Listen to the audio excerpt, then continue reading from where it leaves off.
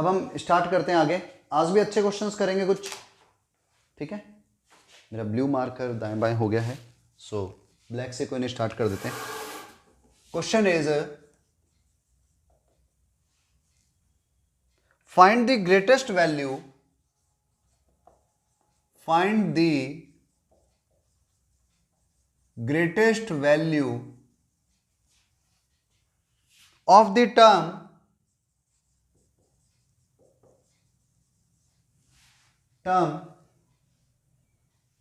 which is independent of x, which is independent of x in expansion of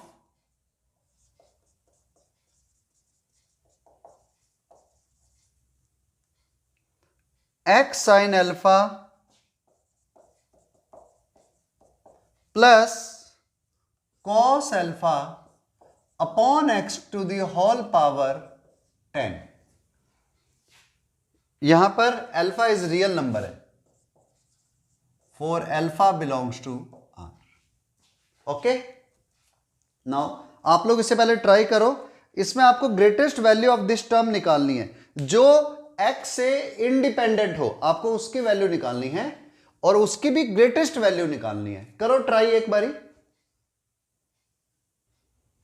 चलो देखो, इसको solve करते हैं जब, तो इन सॉल्यूशन पहले जनरल टर्म निकाल लेते हैं। T R plus वनथ term is 10 CR x sin alpha to the power 10 minus r cos alpha upon x to the power r.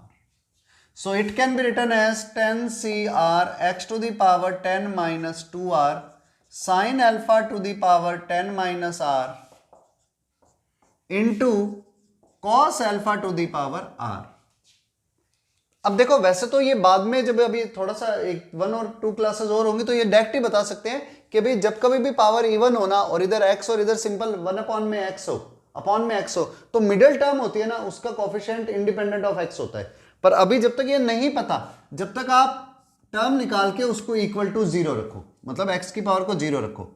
10 minus 2r should be 0, क्योंकि हमें तो इंडिपेंडेंट ऑफ x चाहिए। So r is equal to 5, r की value 5 होगी। So t 5 plus 1 is equal to 10 c5 sine की power 10 minus 5, तो sine alpha into cos alpha, इधर भी 5 हो गया, इधर भी 5 हो गया, to the whole power 5। It can be written as 10 c5 sine alpha into cos alpha is equal to sine 2 alpha upon 2 to the whole power 5। और we can say 10 c5 upon 2 to the power 5 sine 2 alpha to the whole power 5। ये हमारा अभी तक का answer है, independent of x term की जब बात होती तब। लेकिन उसने कहा फाइंड द ग्रेटेस्ट वैल्यू, तो इसकी ग्रेटेस्ट वैल्यू कब पॉसिबल है? जब साइन 2 अल्फा क्या हो जाए 1। Greatest value when sine 2 alpha is equal to 1, तो इट मीन साइन 2 अल्फा 1 होना चाहिए, तो इसकी पावर 5, क्योंकि साइन की वैल्यू मैक्सिमम ही 1 जा सकती है, 1 हो या -1 हो, दोनों केसेस में चलेगा। तो हमारे पास में आंसर क्या आएगा?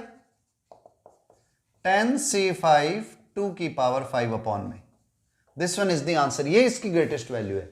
कब आएगी ग्रेटेस्ट वैल्यू? जब साइन 2 अल्फा 1 हो या फिर नहीं 1 ही होना चाहिए, नहीं तो स्मॉलेस्ट वैल्यू आ जाएगी, क्योंकि पावर 5 है ना, इसलिए -1 होता तो -1 की पावर 5 नेगेटिव कर देता। Okay, note down. चलो, one more question. Next question is, in the expansion of 4 to the power 1 by 3 plus 6 to the power minus 1 by 4 to the whole power 20, find number 1 question है number of rational terms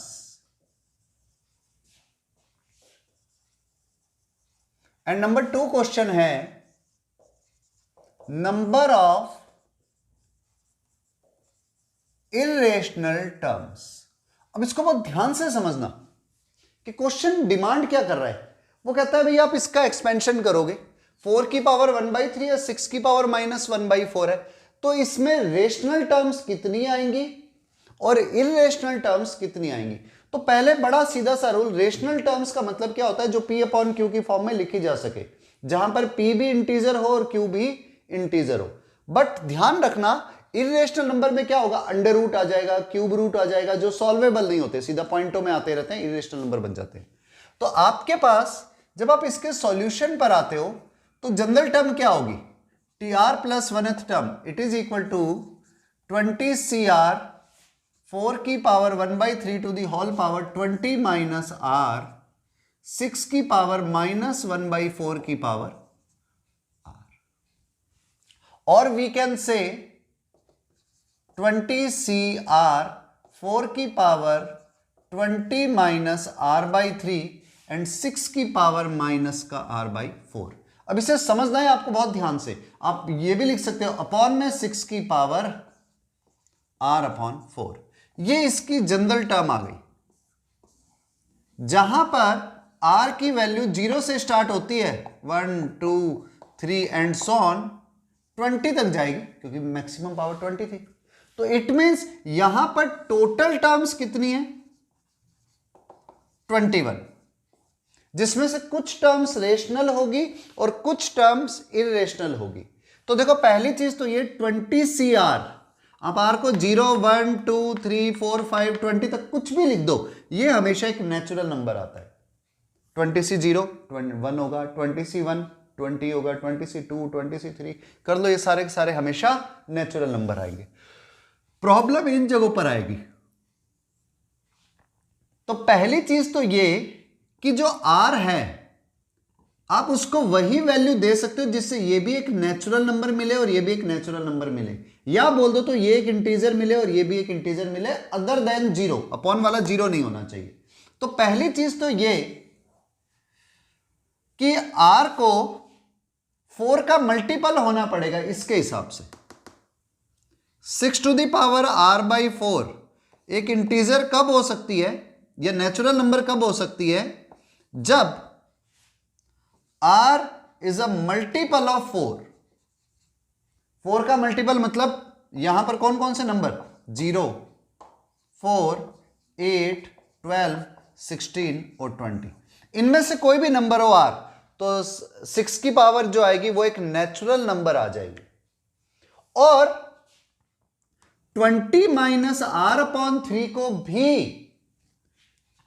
4 की power 20 minus R/3, इसको भी एक natural number आना पड़ेगा। आप whole number भी ले सकते हो, इंटीजर भी ले सकते हो, वैसे तो आएगा तो होल नंबर ही आ सकता है ज्यादा से ज्यादा, वो भी कब, जब ये इनफाइनाइट हो, तो आप नेचुरल नंबर ही लिखो। ये ये भी एक नेचुरल नंबर ही होना चाहिए। अब यहां पर भी देखो R को ऑलरेडी बोल दिया 4 का मल्टीपल होगा, तो इधर आप R को कौन कौन से नंबर दे सकते हो। अगर आप 0 देते हो तो 20 माइनस 0 इट इज 20/3, ये तो 4 की पावर 20/3 एक नेचुरल नंबर नहीं आया, तो आप R को 0 नहीं रख सकते। 4 रखोगे तो 20 माइनस 4 16/3, ये भी एक नेचुरल नंबर नहीं आया। लेकिन जैसे ही R को आपने 8 पुट किया, 20 minus 8 12/3 it is a natural number. और R को आपने जैसे ही 20 पुट किया तो भी 20 माइनस 20/3, 20 माइनस 20 मीन्स 0/3, तो भी 4 की पावर 0 मतलब 1 एक नेचुरल नंबर आ गया। तो आपको बहुत ध्यान से समझना है कि हम कर क्या रहे हैं, हम ऐसी वैल्यू ले रहे हैं जिससे R/4 भी एक होल नंबर बन जाए और 20 माइनस R/3 भी एक होल नंबर बन जाए। R को आप वही वैल्यू दे सकते हो, और वो वैल्यू सिर्फ दो ही आ रही है यहां पर, 0 से लेकर 20 के बीच में, 8 और 20।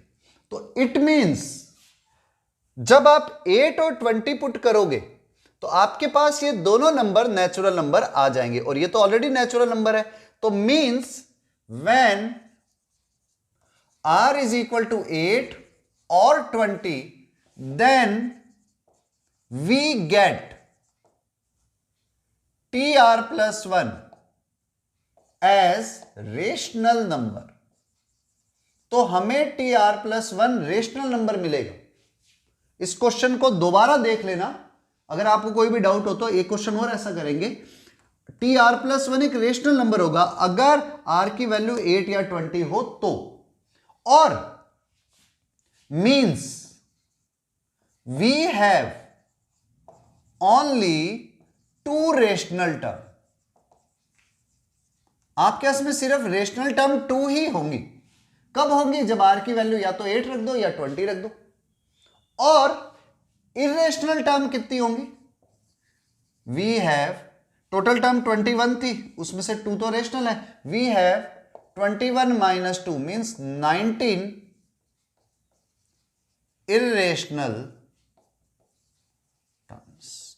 तो आपके पास में रेशनल टर्म तो आने वाली है सिर्फ 2 इसके एक्सपेंशन में, और इरेशनल टर्म आ जाएंगी 19, मतलब √2, √3, 3 की पावर 4/5, 3 की पावर 1/7, 2 की पावर 1/3 एटसेट्रा एटसेट्रा करके इरेशनल टर्म 19 आने वाली है, और रेशनल टर्म सिर्फ 2 ही आएंगी। आई थिंक क्वेश्चन समझ में आ गया होगा। अब इसे नोट कर लो। चलो वन मोर क्वेश्चन, इस बार मिल गया है blue marker. Question is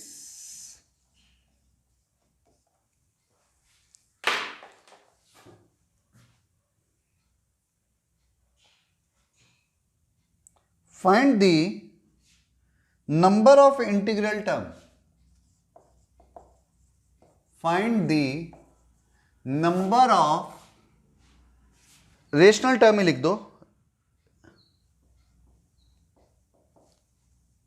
rational term in expansion of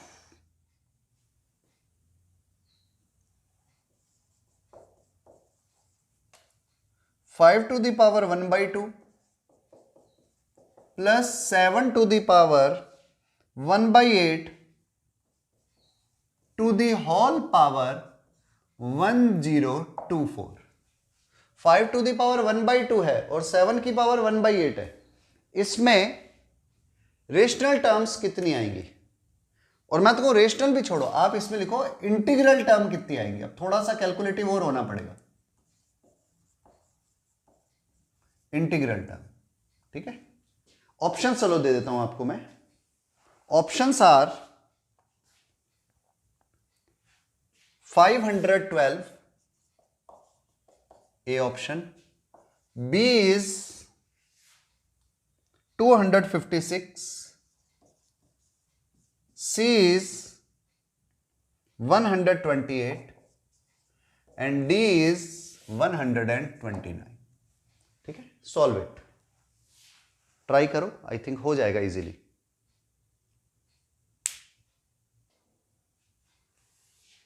okay, चलो आंसर मैच करते हैं। देखो जब आप इसे सॉल्व करने लगे नंबर ऑफ इंटीग्रल टर्म, तो पहले इसकी जनरल टर्म निकाल दो। TR+1 is equal to 1024 CR 5 की पावर 1/2 की पावर 1024 माइनस R इंटू 7 की power 1/8 to the whole power R। So it can be written as 1024 CR 5 की power 1024 minus R upon 2 and 7 to the power 8 upon R upon 8. So this one is the expansion general term. तो अब होगा क्या, देखो पहले तो 1024 minus R upon 2 को एक नेचुरल नंबर या होल नंबर होना चाहिए, जीरो भी हो सकता है, कोई इसको होल नंबर या जीरो या नेचुरल नंबर होना चाहिए। तो R की वैल्यू 2 का मल्टीपल होगी ना तभी चलेगी।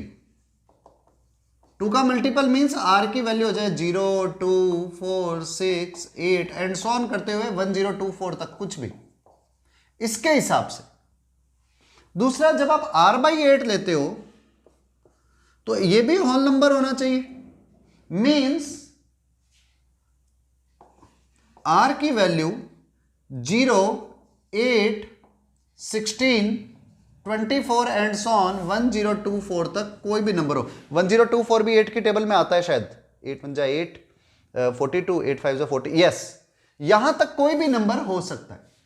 तो अब आप देखो, इसका मतलब अगर आप कॉमन आंसर देखते हो तो आर की वैल्यू क्या हो सकती है? 0, 8, 16 एंड सो ऑन 1024 तक कोई भी नंबर। तो अगर आप लास्ट नंबर भी 8 का मल्टीपल है तो आप 8 से डिवाइड करते हो तो इट विल बी 8 1 जा 8, 42, 8 5 जा 40 एंड कुछ गलत तो नहीं कर दिया ना? सॉरी 22। 1024 को देखो डिवाइड कर देना भाई। 8 1 जा 8, 22, 8 2 जा 16, इधर आएगा 16 में 22 में से 6 के 4, 22 में से 6 के 6, 64, तो 8 आएगा। मींस 128 टर्म्स होती, लेकिन वो तो यहां से होती ना 128। अगर आप 8 से लेकर 1024 तक देखते तब होती 128, पीछे एक जीरो और है। So number of integral terms it will B 129, क्योंकि यहां से लेकर यहां तक तो 128 होगी, एक टर्म पीछे जीरो भी है। जब आर को आप जीरो रखोगे तो 129 इंटीग्रल टर्म्स होंगी। सो आप में से जिसका आंसर भी 129 आया है उसका आंसर बिल्कुल राइट है। Okay, note down. Moving to next question. Question is find the coefficient of x to the power k in expansion of 1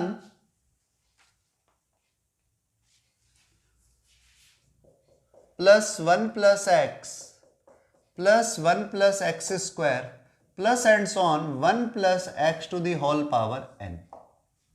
आपको इसके एक्सपेंशन के अंदर ये जो पूरा आ रहा है इसमें x की पावर k का कोएफिशिएंट क्या होगा ये बताना है, जहां पर k की वैल्यू 0 से ग्रेटर देन इक्वल टू है लेकिन n से स्मॉलर देन इक्वल टू है। ठीक है, तो देखो कैसे करेंगे इसको। अगर आप खुद ट्राई करना चाहो तो कर लो, नहीं तो मैं समझा देता हूं सॉल्यूशन।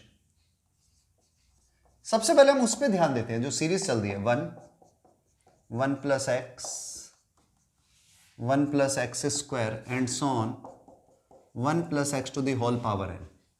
देखो x को हम जनरल नंबर कुछ भी सोचते हैं, एक पॉजिटिव ही सोचा जाता है हमेशा। तो ये जो सीरीज चल रही है ये हमेशा इंक्रीजिंग जीपी बन रही है, या आप तो ले लो जीपी बन रही है जिसमें n टर्म्स है, सॉरी n प्लस 1 टर्म्स है, इधर पावर 1 इधर 2 एंड सो ऑन।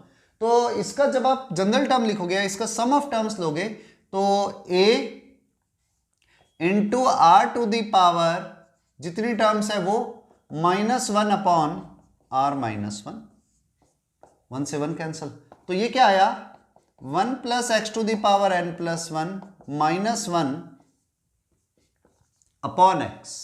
ये इसका एक्सपेंशन आया। और we can say x to the power -1, 1 plus x to the power n plus 1 -1।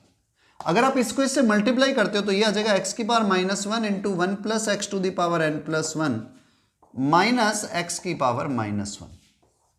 अब देखो हमें कोएफिशिएंट चाहिए x की पावर k का, x की पावर k का कोएफिशिएंट चाहिए, और k जो है वो 0 से बड़ा है, तो श्योर है यहां पर तो x की पावर k आ नहीं सकता। तो x की पावर k निकालना कहां पर पड़ेगा, इसी जगह पर।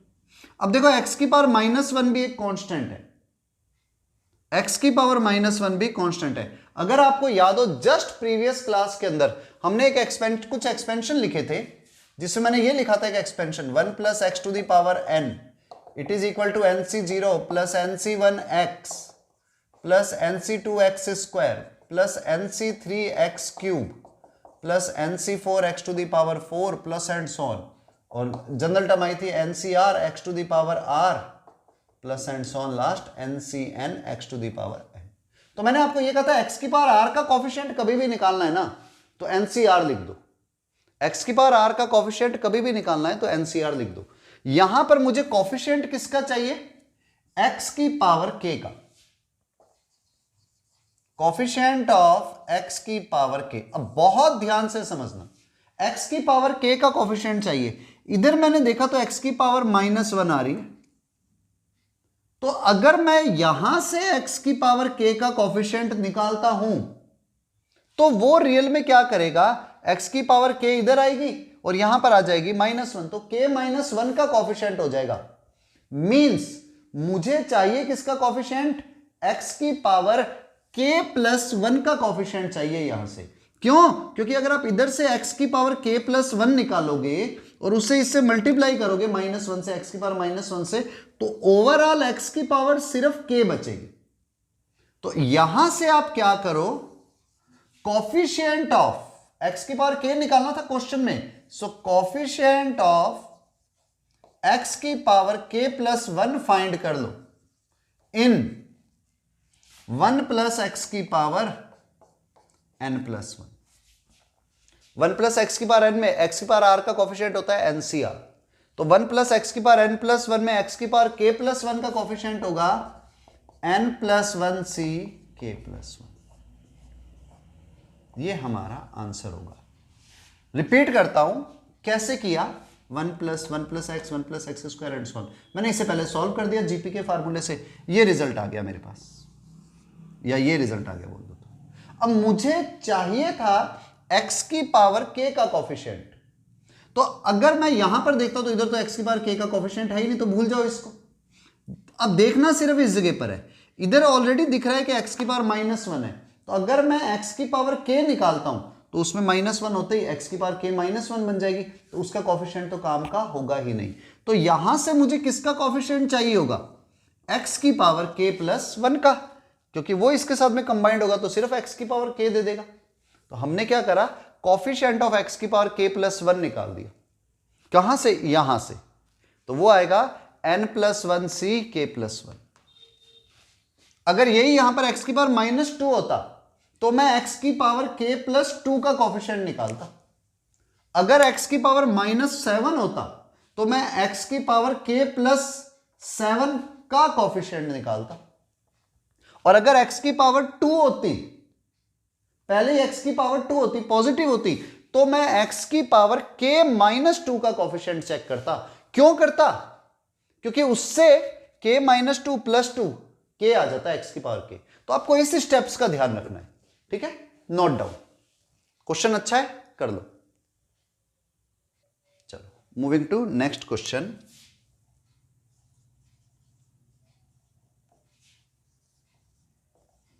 Find coefficient of x to the power 50 in expansion of 1 plus x to the power 101 into 1 minus x plus x square to the power 100।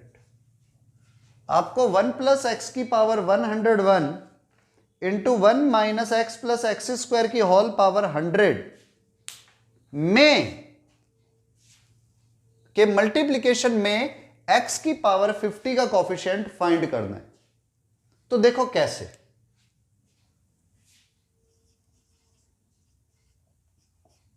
आप सबसे पहले क्या करो, या चलो एक बार आप ट्राई करोगे तो आप ट्राई करो पहले। देखो हमारे पास में क्वेश्चन में था 1 plus x to the power 101, लेकिन आगे है 1 minus x plus x square to the power 100। तो मैं इसको भी इंटू 100 कर दूं और इसको एक एज इट इज छोड़ देता हूं, क्योंकि 1 और इधर 100 मिलकर के 101 बना देंगे।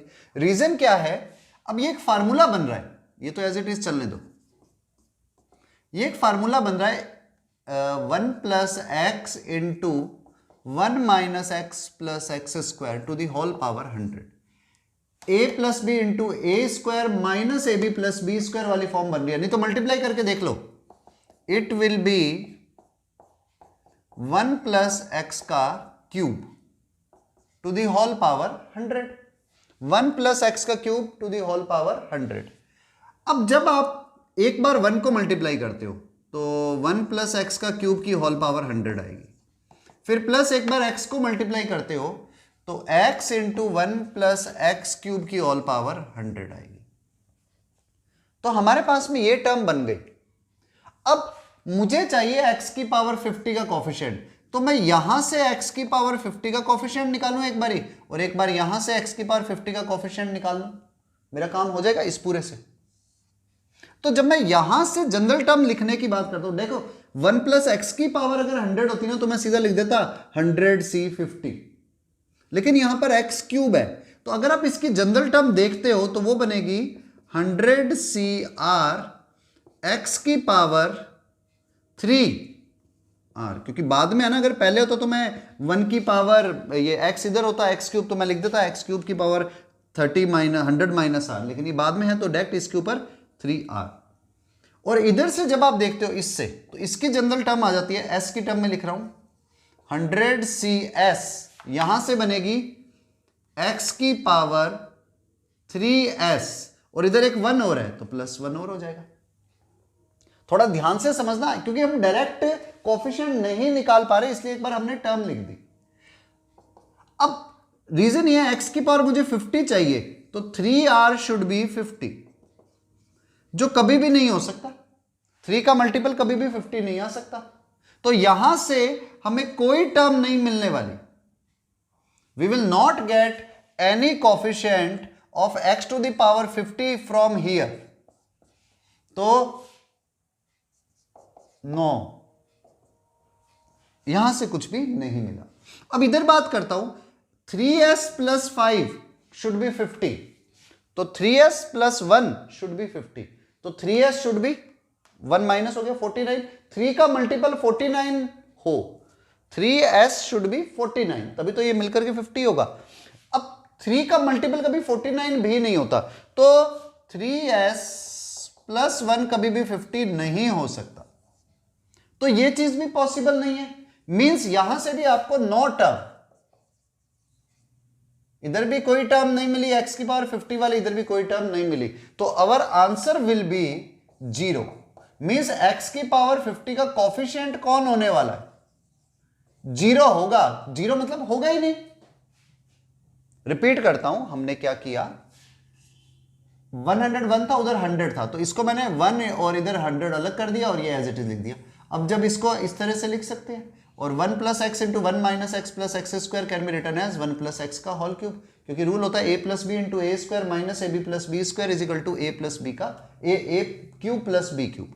तो ये आ गया, इसको एक बार 1 से मल्टीप्लाई करा, एक बारी पूरे x से मल्टीप्लाई करा, तो यहां से मुझे चाहिए x की पावर 50, तो मैंने इसकी जनरल टर्म निकाली ताकि मैं x की पावर 50 देख सकूं, तो इसकी जनरल टर्म ये आई, इसकी भी जनरल टर्म लिखी, लेकिन जब 3 का मल्टीपल हमने चेक किया तो वो कभी भी 50 नहीं आता, तो ये चीज पॉसिबल नहीं थी। यहां से तो कोई भी आपको x की पावर 50 का मल्टीपल नहीं मिला। ऐसे इधर चेक किया, 3 इंटू एस प्लस 1, ये भी कभी 50 नहीं हो सकता, क्योंकि 3s फिर क्या आ जाएगा 49, जो कभी भी पॉसिबल नहीं है। तो ना तो यहां से आपको 50 वाली टर्म मिली, ना ही यहां से 50 की टर्म मिली, x की बार 50 वाली, इसका मतलब कोई टर्म आ ही नहीं रही जिसमें x की बार 50 हो, तो हमारा आंसर आएगा 0। अगर यही नंबर 50 की जगह पर 51 होता, मान लो, तो भी क्वेश्चन तो यू ही जाता, बस यहां पर 51 आ जाता। तो अब मैं देखता 3r शुड बी 51, तो r को मुझे कितना लेना पड़ता, 17 3 जा 51, तो r को मुझे यहां पर 17 लेना पड़ता, तो मेरा आंसर आ जाता 100c17। अगर मुझसे पूछता x की पावर 51 का मल्टीपल, पर यहां पर अभी भी नहीं आता, 3 into S plus 1 equal to 51, तो 3s इक्वल टू 50, तो यहां से अभी भी कोई नहीं आता, पर लेकिन मेरे पास एक तो टर्म आ गई ना x की पावर 50 वाली, तो मैं आंसर में वो लिख देता, नो टर्म की जगह पर वहां पर आ जाता 100c17, क्योंकि r की वैल्यू 17 आती।